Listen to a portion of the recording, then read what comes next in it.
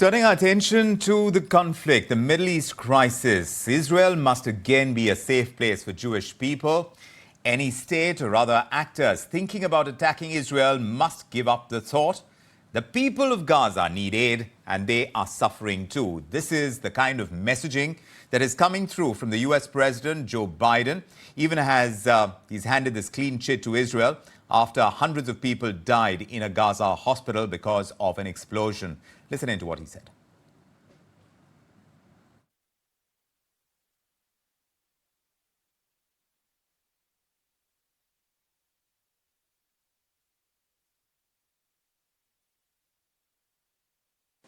Israel must again be a safe place for the Jewish people.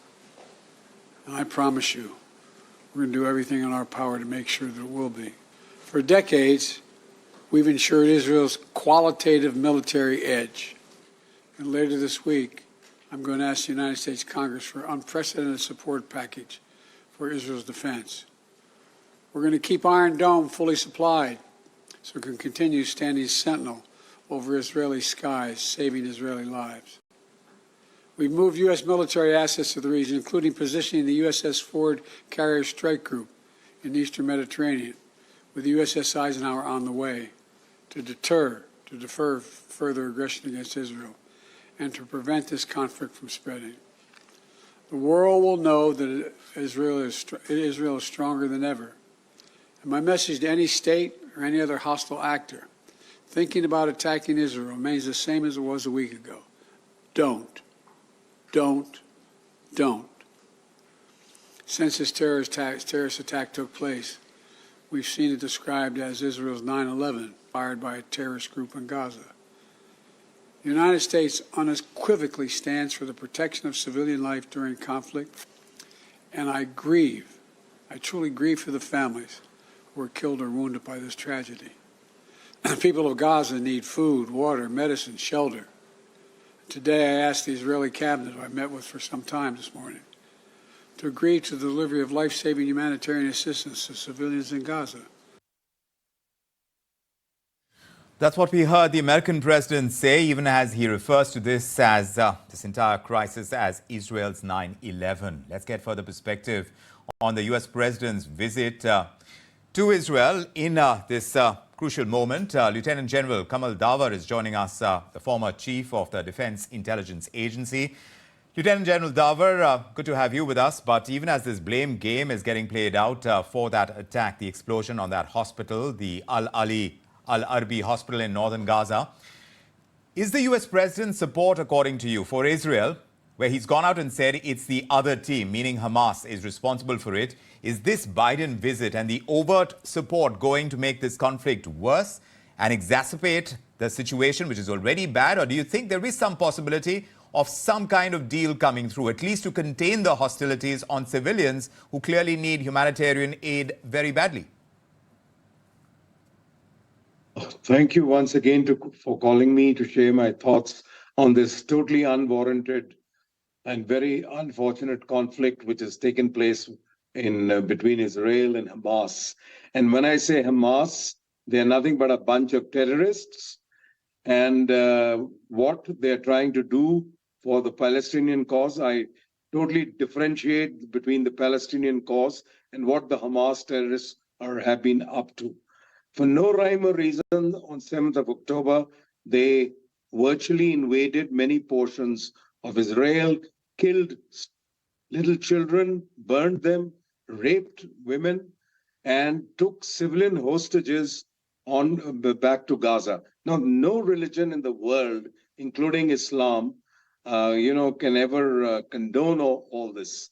Now, coming to your question specifically, the president of the U.S. who's been there for today, he went there, and I think it was courageous on his part to visit Israel during this time of the conflict and pronounce or espouse whatever he could to help Israel and try and instill some sort of sense into the senseless killings which took place. Now, what happened in at the hospital today, I think it's very, very, I think it is the destruction of humanity say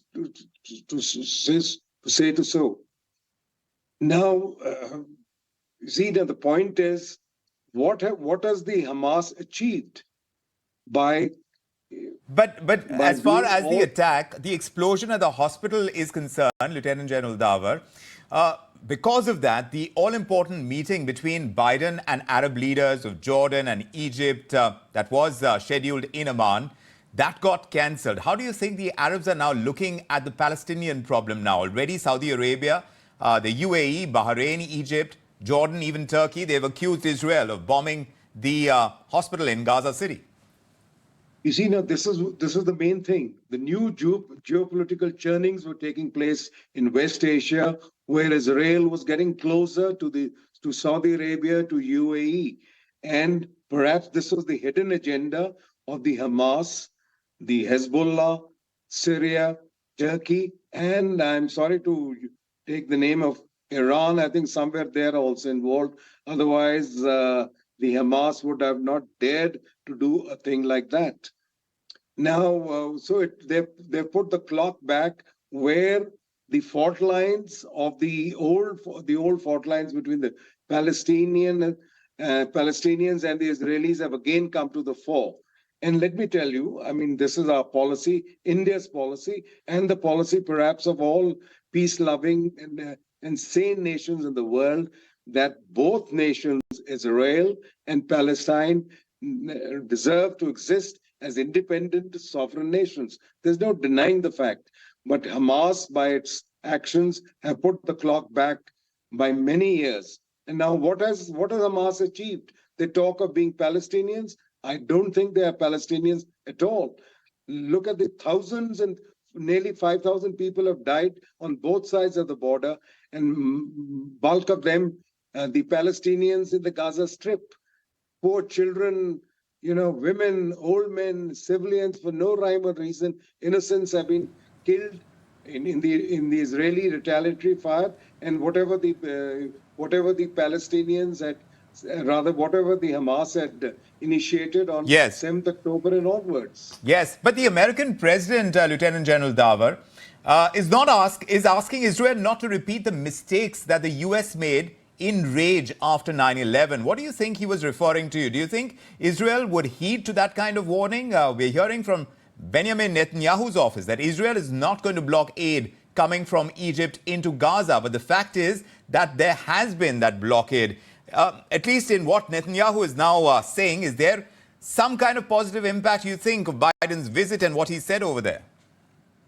What the media reports were saying, that Biden is going to be in Israel. He was meeting the Palestinian Authority people. He was meeting the Jordanians, and he would have tried to sort of bring about some form of a peaceful or a rapprochement between the two warring people. That whatever, if Israel has some sort of blockade, who will suffer?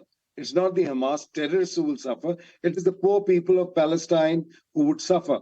So I hope I'm sure, would have tried to counsel Netanyahu. And Netanyahu, as you know, has also got a couple of very ultra right-wing people in his cabinet. Whether they fully agree with President Biden or not is going to be seen.